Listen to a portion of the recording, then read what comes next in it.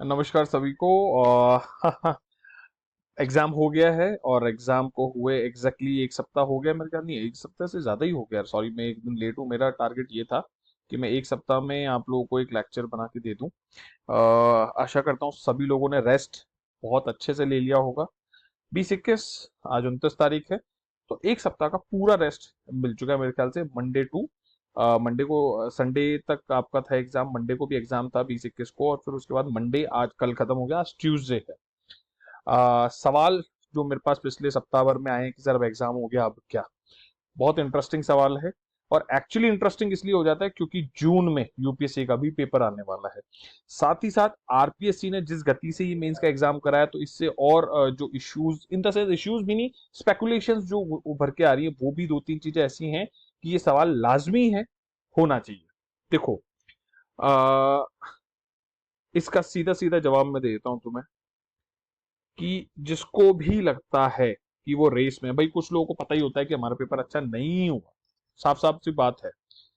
अब तीन कैटेगरीज की बात करूंगा मैं। देखो यार, एक जिसका पेपर अच्छा नहीं हो, जिसको पता है मेरा मेंस नहीं होगा, नहीं होगा, वो बहुत क्लियर होते हैं। इनको लगता है कि यार हो भी सकता है, नहीं भी हो सकता है।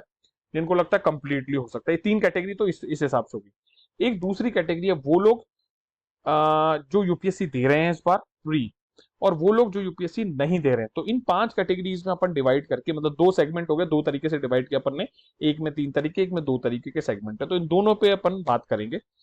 ठीक है। पहला, जिसे लगता है कि उसका मेंस नहीं होगा, वो जस्ट देने को दे आया है कि हाँ, ठीक है दे आते हैं, ऐसा करते हैं।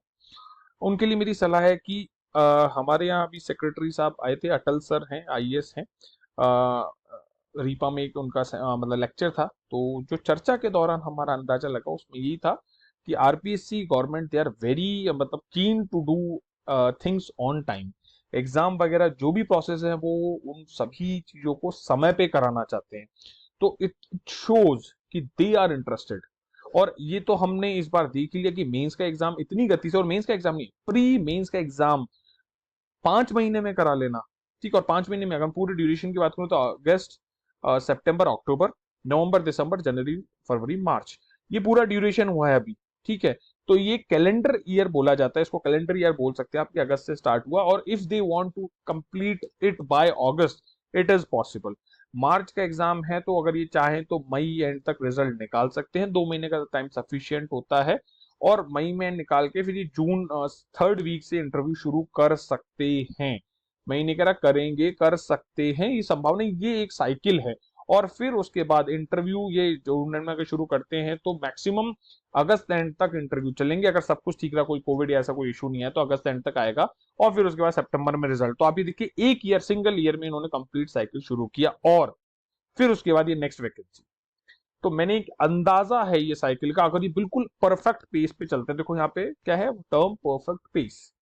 अगर पेस में कहीं भी ऊपर ज्यादा होता है तो मैं मानता हूं कि मार्च का जो रिजल्ट है वो जून जुलाई तक आ जाए ज्यादा से ज्यादा। ठीक है, लेट्स से कॉपी चेक करने में या फिर कोई और केस आता है तो उसमें ऐसा हो जाए। बट उसके बाद क्या होगा, जब भी रिजल्ट आएगा उसके बाद भी प्रोसेस तो तेजी होगी, ये मैं बता दूं आपको। बिकॉज जो संस्थाएं हैं, जो भी लोग जुड़े हुए लोग हैं इनसे एग्जाम से, वो इसको समय पे कराना चाहते हैं, और अगली जो वैकेंसी है उसको भी समय पे ही निकालना चाहते हैं। तो इसलिए अब जिनका एग्जाम खराब हुआ है, जिन्हें लगता है कि यार प्री तो क्लियर, सॉरी मेंस तो क्लियर नहीं होगा, तुरंत अगली वैकेंसी की तैयारी में लग जाओ। तुरंत का मतलब तुरंत। क्योंकि कंपटीशन बढ़ेगा ही, ध्यान रखना। जितना आप लेट करोगे उतना ज्यादा कंपटीशन बढ़ेगा। और हमेशा एज लेना बहुत बेहतर होता है, बहुत जरूरी होता है, पॉजिटिव होता है, फायदेमंद होता है। ठीक है। सेकंड, जिन्हें लगता है बॉर्डर केस है, बॉर्डर केस है, तो मैं ये मान के चलता हूं कि आपको भी इंटरव्यू की तैयारी में लगना चाहिए। नेक्स्ट वैकेंसी नहीं, इंटरव्यू की तैयारी में लगना चाहिए। ठीक है।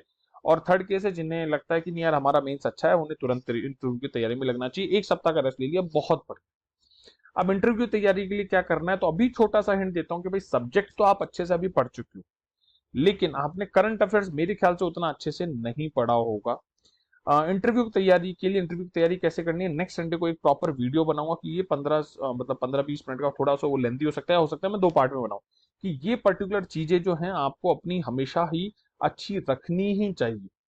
ठीक है। आप तैयारी तो बहुत अच्छी करके लेके जाओ, वहां क्या होता है दैट्स अ डिफरेंट थिंग। और मैं कोशिश करूंगा कि मेरे साथ में जो कलीग हैं उनसे भी कुछ इंटरव्यू टिप्स मैं आपके लिए अरेंज करूं, कि भाई इन्होंने ये कहा है, उन्होंने ये कहा है, जैसे कि मैंने पहले भी प्री के टाइम पे भी ऐसा किया था। तो इंटरव्यू के टाइम पे भी ऐसा करने की कोशिश करेंगे हम, ठीक है। इसके अलावा करंट अफेयर्स को थोड़ा सा पढ़ो अगले 1 महीने के लिए, ठीक है। ये केवल इंटरव्यू की तैयारी करने वालों को बोल रहा हूँ, यूपीएससी देने वालों और न देने वालों के भी मैं बात करूंगा। जिनको केवल और केवल इंटरव्यू देना, उनके लिए केवल और केवल फोकस अभी करंट अफेयर्स होना चाहिए। प्लस राजस्थान को थोड़ा डीप पढ़ो, क्योंकि कई जो वहां पे मतलब चेयरमैन जो भी बनते हैं, चेयरमैन जो प्रॉपर चेयरमैन नहीं, बोर्ड्स के जो चेयरमैन होते हैं, आरपीएससी चेयरमैन तो है ही खैर, उसके अलावा जो बोर्ड बनते हैं, इंटरव्यू बोर्ड, उनके भी चेयरमैन होते हैं। उनमें से कुछ का फोकस राजस्थान पे थोड़ा ज्यादा होता है। तो राजस्थान को थोड़ा अच्छे से पढ़ो। राजस्थान में भी आपका जो इलाका है, जो आप जिस इलाके से हैं, लेट्स से मेवाड़ है, मारवाड़ है, ढूंढान है, जयपुर से हैं, आप बीकानेर से हैं, आप बाड़मेर से हैं, जैसलमेर से हैं, आप दौसा से हैं, आप डूंगरपुर से, प्रतापगढ़ से, बांसवाड़ा से, जालौर से, श्रीगंगानगर, हनुमानगढ़ से, शेखावाटी से, हाड़ोई, कोटा, बाराकर, जहां से भी हैं आप, वहां के इलाके को बहुत अच्छे से प्रिपेयर, अपनी एक हॉबी प्रिपेयर करो। ये थोड़ा सा हिंट दे रहा हूँ, इंटरव्यू की तैयारी की मैं अलग से बनाऊंगा, चिंता मत करो। अपनी एक हॉबी प्रिपेयर करो, अभी टाइम है, हॉबी चूज कर लो। अगर भाई लोग ऐसा कहते हैं कि आपकी अगर हॉबी नहीं है तो चूज कर लो, तो उसको हॉबी में ले आओ ना, अभी 3 महीने हैं, हॉबी बना लो, उसको कहाँ दिक्कत है। लेकिन लास्ट टाइम पे you will just prepared as a fact, it will it will not be showed in your emotions. आप जब जवाब देते हैं तो कन्विक्शन होना चाहिए उस जवाब में, और कन्विक्शन तब होता है जब आप वो चीज करते हैं, आप उसमें बिलीव करते हैं। और इंटरव्यू एग्जामिनर जो है वो चीजों को कर लेता है, कन्विक्शन की तरह मान लेता है, ठीक है।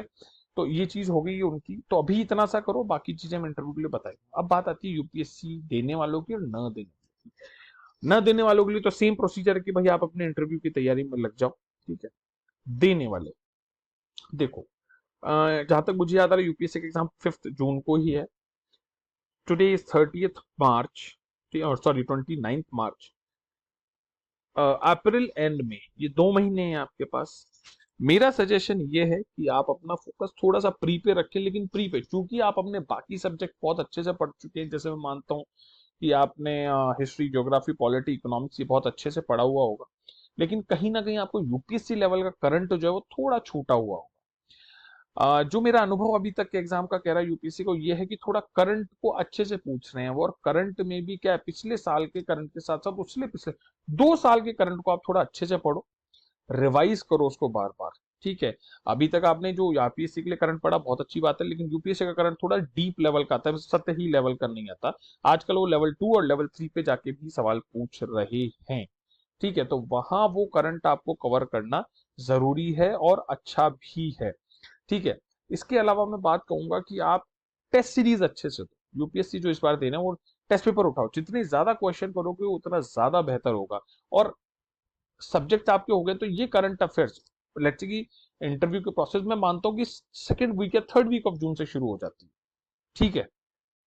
तो ये जो करंट आप पढ़ रहे हैं ये वहां आपके इंटरव्यू में भी काम आएगा। वहां केवल आपको फिर राजस्थान और अपना जो जीएस है उसको रिवाइज करना है। सामान्यतः इंटरव्यू में करंट पे थोड़ा फोकस होता है, अगर आप उनको उस दिशा में ले जा पाते हैं तो। सामान्यतः भी भाई ऐसा होता है, आज के अखबार में क्या पड़ा, ऐसा क्यों चल रहा है, क्या नहीं चल रहा है, ये सब चीजें हैं। तो इंटरव्यू में करंट अफेयर्स का वेटेज होता है, अच्छा होता है, काफी होता है।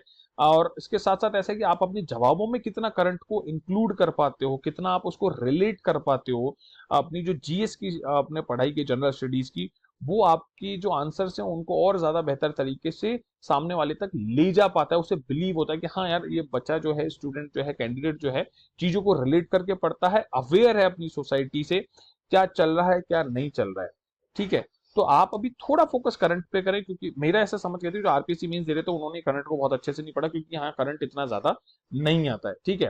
तो करंट अगर कर लेंगे तो मैंने बता दिया आपको, और जीएस भी थोड़ा थोड़ा पढ़ते रहेंगे तो वहां पे आपके पास समय होगा कि आप अपने जीएस को ठीक ठीक रूप से कवर कर पाएंगे, ठीक है।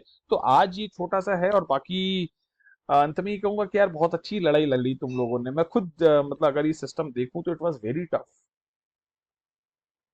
कई लोगों ने तो मुझसे नाराजगी भी व्यक्त की कि सर आप ये नहीं कर रहे, वो नहीं कर रहे। तो देखो, मेरा, मैं पहले भी कह चुका हूं, मेरा मानना है कि when the going gets tough the tough gets going. And life में चीजें आपके हिसाब से हर बार नहीं होती। आपको चीजों के हिसाब से ढलना होता है, आपको देश और काल, सिचुएशंस हैं, परिस्थितियां, उनके हिसाब से ढलना है। आप अपनी चीज अपने हिसाब से कर सकते हैं, लेकिन एक जो समूह की चीज है, समाज की चीज है, व्यवस्था की चीज है, आपको उसके अनुसार चलना होगा। आप अलग पृथक सब कुछ अलग नहीं कर सकते। ठीक है। गांधी बिरला ही होता, और गांधी ने भी, आप ये समझो, गांधी, यहाँ गांधी एक विचार है, गांधी एक व्यक्ति नहीं है। तो हो सकता है कुछ लोग कहेंगे सर गांधी जी नहीं लगाया, मैं यहाँ विचार की बात करूं। गांधी, उन्होंने एक व्यवस्था की बात की थी, और उन्होंने सब कुछ त्यागा था उसके लिए। उसके लिए इतना आत्मबल चाहिए, इतना आत्मबल चाहिए कि मैं आपको बता नहीं सकता। आप आत्मबल लाइए और वो लीजिए। लेकिन उसमें भी वो जेल जाने को तैयार हुए थे कि हाँ ठीक है, मैंने गलत किया, मुझे जेल भेजिए। जो चीज व्यवस्था की है उस व्यवस्था से, लेकिन अगर व्यवस्था ही गलत है तो उसका प्रश्न उठाया जा सकता है, लेकिन व्यवस्था जैसी है वो तो है। खैर, तो तैयारी कीजिए। समय तुलनात्मक दृष्टि से महसूस होता है कि फटाफट काम होगा, और मेहनत जो करता है, ईश्वर न्याय करता है, ये मैं आपको बता दूं। ये 100% सत्य है, न्याय होगा। आपके प्रयास का, आपकी नियत का, आपकी हिम्मत का, आपकी सहृदयता का, आपकी संवेदनशीलता का, आपकी विनम्रता का, सबका न्याय होता है। आज नहीं कल हो, लेकिन होगा जरूर। ठीक है। चलो बढ़िया से तैयारी करो। नेक्स्ट वीक में अपन बात करेंगे इंटरव्यू में कैसे तैयारी करनी है। जय हिंद, जय भारत।